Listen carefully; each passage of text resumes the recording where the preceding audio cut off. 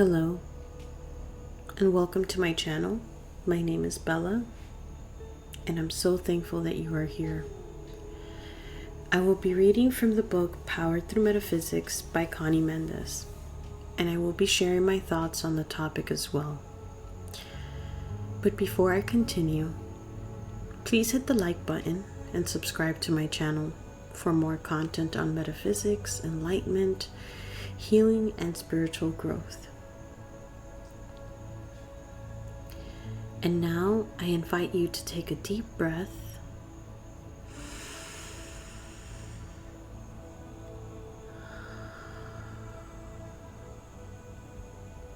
find a comfortable spot, close your eyes, open your mind, and allow your heart to receive these words of love and light.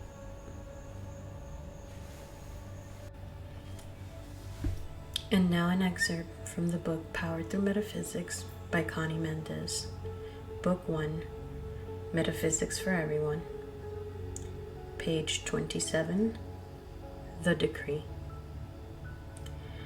Every spoken word is a decree which is outwardly manifested.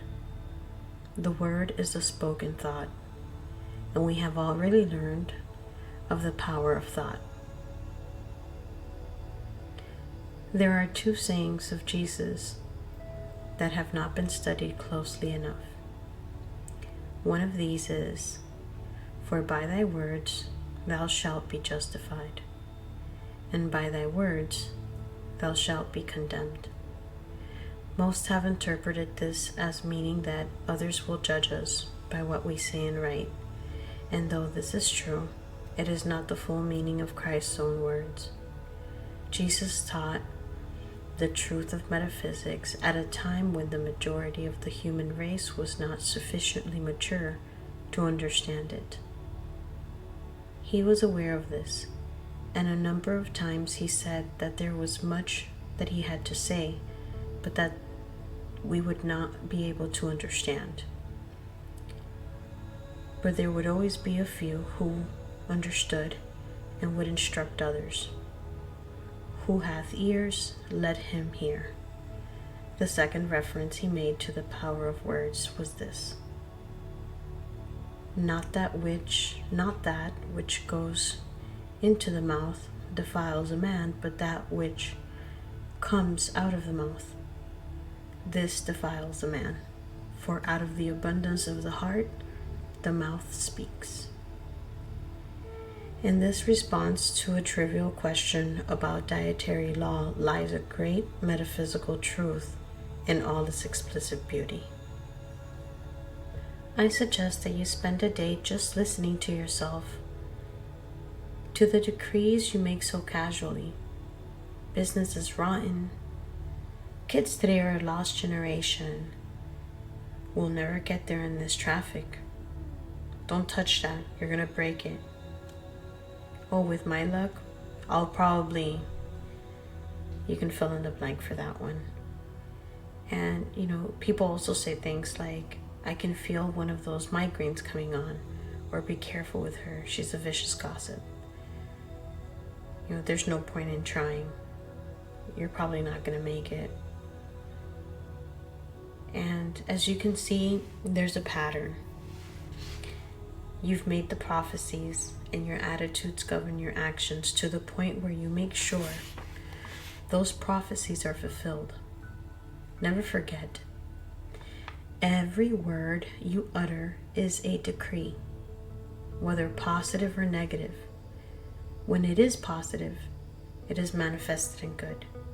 When negative, only bad can follow. If your words are against someone, it's the same as condemning yourself. That person will live up or down to your expectations, at least where you are concerned. But when you speak with kindness and understanding towards others, they will return kindness and understanding to you. And when something unpleasant happens to you, don't think, oh, I wasn't expecting that. Why did that happen to me?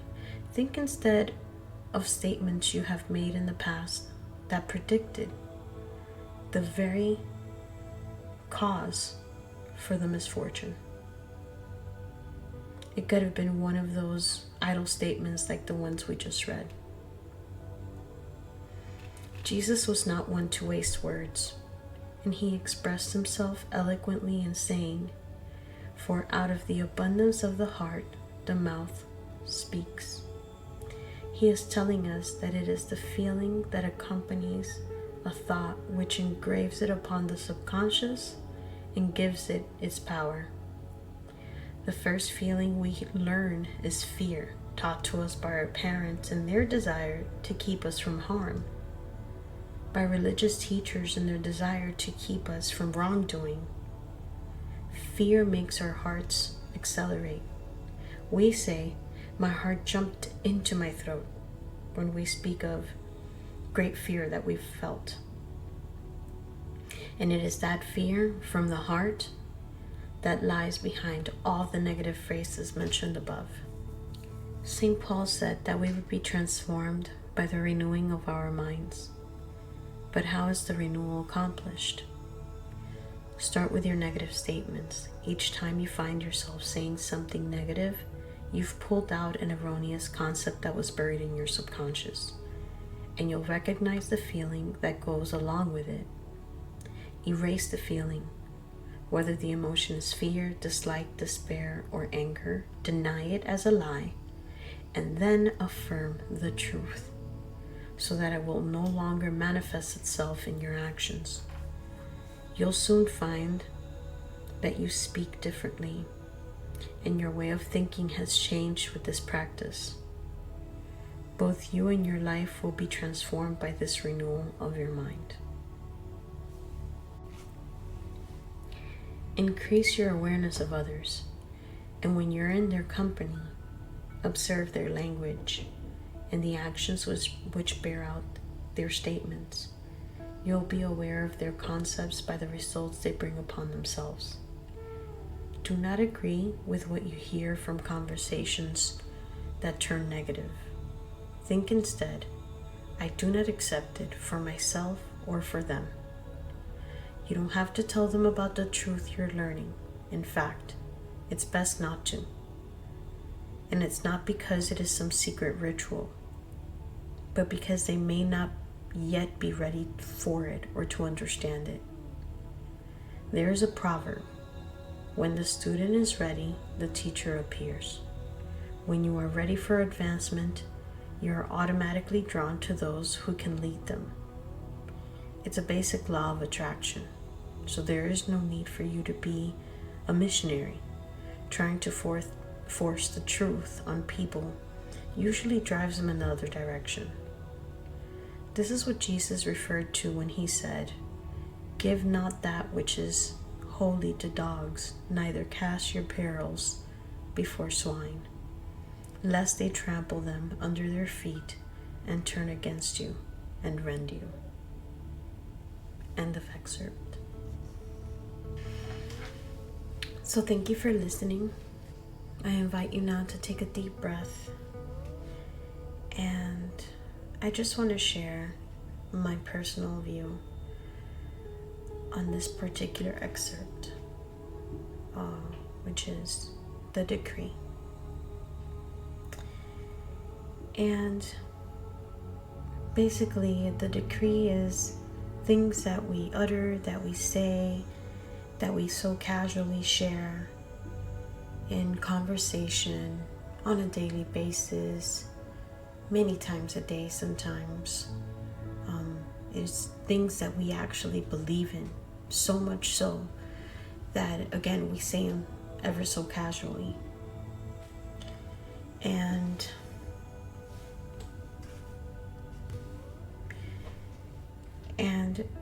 I'm thinking, while reading it, I was thinking, what are the things that I say on a daily basis that I believe in, that I know it to be true? And how is that impacting my life? So I would like to do that, as the book indicates. And it's taken me a little bit to do this recording, which to me it's an indication that there is a lesson to be learned here for me. There is, and I agree that there's definitely a lot for me to learn from when it comes to the decree. And I say that because I think I vibrate on the high end. I think I choose my words wisely as often as possible. But it's easy to remain in that high vibration when you're constantly in prayer, you're meditating, you're taking that moment to commune with God, to communicate, to have a conversation, or to listen. But what about when we are with our friends and family, when we're at work, when we're in traffic, when we're trying to accomplish something and the results do not appear to be manifesting in the manner in which we would prefer. And that's when I have to be very honest with myself.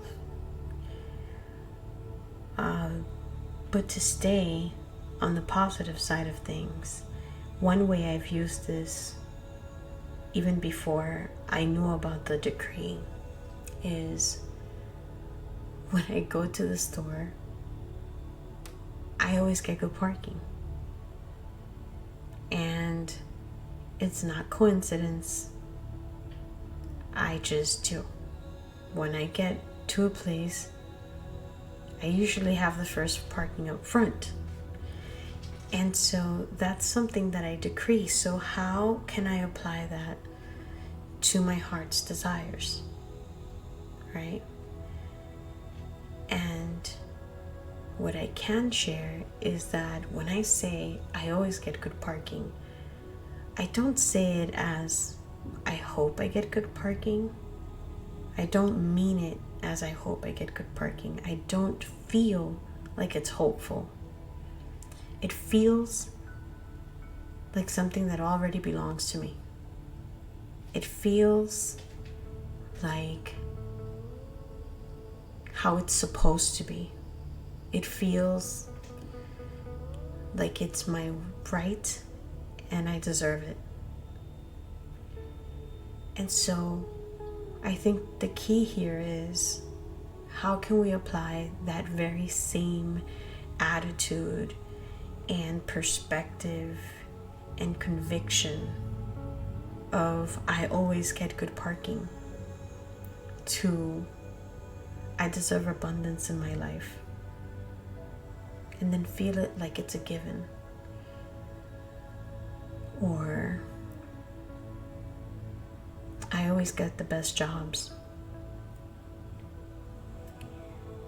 The universe is always working to ensure that I have the highest salary. Or I am very deserving of ample time off, of pampering, of self-love. I mean, there's so many things that we can decree to improve our lives, to make our lives better, to allow ourselves to have an experience that's easy and effortless.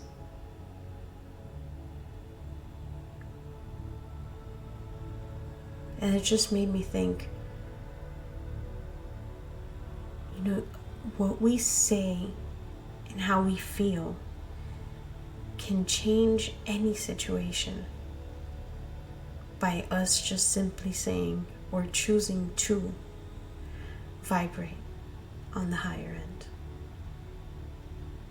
by using high vibration words, by having high vibration thoughts, and by feeling high vibration emotions like love, joy, peace, patience, kindness, goodness, gentleness, faithfulness, and self-control. And although self-control is last, because I always say is the one to truly overcome. And it may not seem as joyous as saying love and goodness. Self-control will fall into place when we fulfill the first 8 just mentioned. If we decree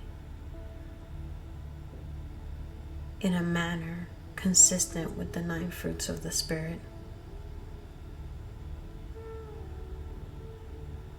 that can change and transform our lives in ways that are even unimaginable. So that's really what I can share about the decree. Just watch your words, how you think and how you feel, because this will determine the results that you will bring upon yourself for the things that you're looking for, desiring, praying for. And again, like the book mentions, every word you utter is a decree, whether positive or negative. And when it is positive, it is manifested in good. And when negative, well, then that's what you'll attract.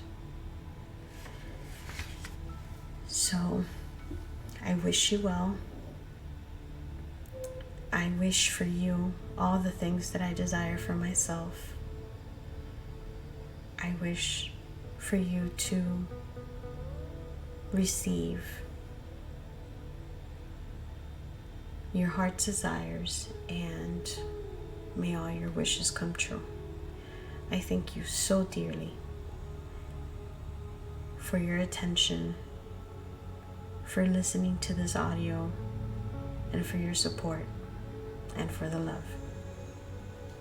Thank you.